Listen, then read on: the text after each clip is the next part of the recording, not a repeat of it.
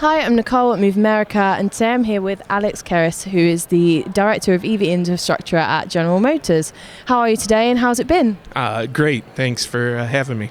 So tell us a little bit about your role within General Motors and what you do. Yeah, so I've been at GM about 16 years now. I like to say I've worked on all the really cool stuff for those 16 years. So everything from hydrogen and fuel cell vehicles to helping launch the Volt to these days helping think about infrastructure for EVs. And so we get a pretty broad team thinking about everything from building charging stations and network development to integrating into the customer experience side to how do we help educate dealers. So a wide variety of topics in this space. Lovely. And you mentioned charging infrastructure there.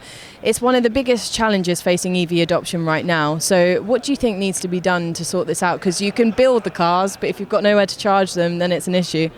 Yeah, no small task. And when you say there's a challenge with charging, it's not one, it's many different things. So the way we think about it is at GM is something called Ultium Charge 360. So how do we build the ecosystem? So part of that ecosystem is networks and thinking about how do I get to grandma's house? How do I charge when I go to the grocery store? How do I charge at work? How do I charge at home? So we have different programs. Really recently, we made an announcement with a group here called Pilot Flying J, which is along the highways and putting in up to 2,000 stalls. So this is one of those things, just get your head down, let's go build, right? Put charging where we need to do it. Then how do we think about the products? What are the types, pieces of hardware that really we need for our customers? Thinking about smart charging when you're at home, doing it when it's good for the grid, whether it's the sun shining or it's rather cheap. Then we think about the services. How do we make it easy for you to do all of this stuff, right? Overwhelming. You're a fleet manager. Your job is to send the cars out. How do you think about putting charging in? So we bring in real easy turnkey services, and then we round that out in our mobile apps. We try to figure out how to make it easy to show up and use those charging stations. So we have these North Stars in our mind. One of those North Stars is I want you to drive off the lot and have immediate access to every charging station out there, which means I have direct relationships with each of the charging station providers. I have your credit card on file. I can have you show up. I can have you plug in and not do any extra steps, and it just starts charging. So we think about all those different pieces all at once, keeps me busy. So. No, I can imagine. It sounds really incredible when the ball gets rolling. Yeah. It will be incredible. And so you did do a panel discussion this morning. I was there. It was very good. It was very insightful. For those who weren't there, tell us a little bit about what you talked about and what everyone was touching on. Yeah. So a few friends, Mark from the administration in the White House, and Don from the Argonne National Lab, sort of talked about sort of the big hairy. A little bit of what you just said is how do you put all these pieces together and what are sort of the impetus? And so just a lot of the sort of nuts and bolts of how do we start building these things. I like to say, how do you climb a mountain? You start taking a step. And right now we're sort of right in the sort of early steps of what are take the very deliberate things to really grow this market, whether it's infrastructure challenges, whether it's supply chain management, whether it's funding and working with the Department of Energy to bring new things to light. We sort of covered a gamut of different items.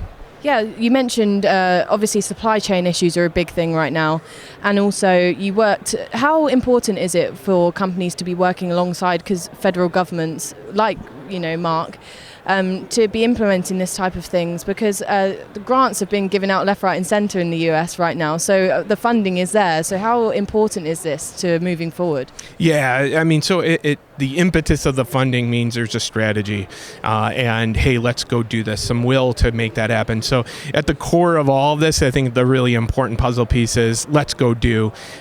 Public-private partnerships are going to be instrumental, right? We're still in a sort of early stage of this market where sometimes the economics of a charging station doesn't make sense. It may make sense in one location, not in another. It may make sense for somebody at a grocery store, but not for somebody living in an apartment building.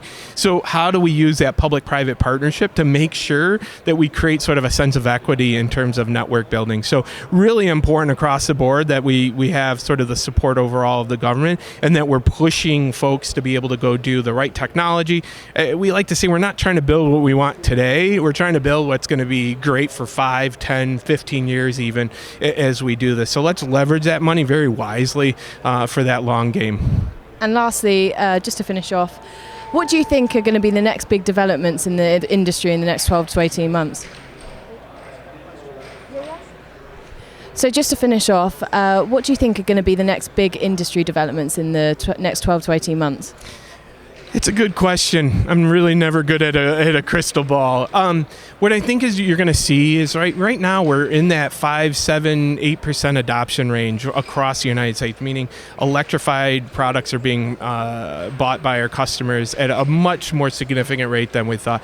I think we're going to see more of that, and I think that's going to create essentially a tailwind behind the industry. As I sort of said on the panel today, by the end of 2025, GM's going to have 1 million vehicles worth of production capacity in the United States. That's a few years away. It's a little scary, but those types of really market forces that are driving us forward will be somewhat embedded in the way we're thinking about it and moving it forward. So, lovely. Well, thank you so much for taking the time to join us today, and have a good rest of your time at Move America. Thanks for having me.